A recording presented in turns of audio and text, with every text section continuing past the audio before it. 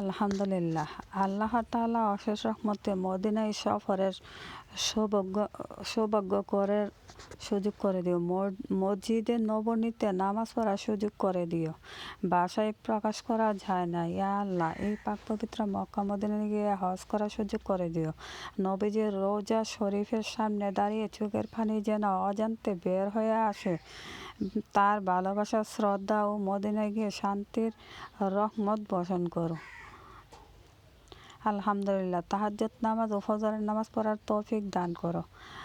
তাহাজ্জুদ নামাজ, ফজর নামাজ পড়ার সুযোগ করে দিও। কাবার কালো গিলাফ দেখলে যে সমস্ত গুনাহ মাফ, এটাই কি সবাই জানে? আলহামদুলিল্লাহ, আমরা সবাই জানি কাবার কালো গিলাফ দেখলেই নাকি গুনাহ মাফ। এই হাজারো উলামায়ে একরাম এই পবিত্র কাবা ঘরের শান্তিতে হয়ে আছে। হে আল্লাহ, এই কাবা ঘরের উসিলা সবাইকে ক্ষমা করে দিও।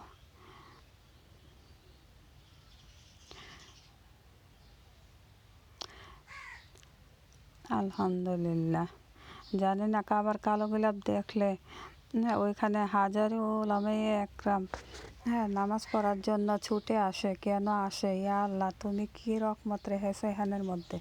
সবাইকে দেখার সুযোগ করে দিও, সবাইকে নামাজ পড়ার তৌফিক দিও, সবার সুখ দুঃখ তুমি বেছে নিও। আমিন।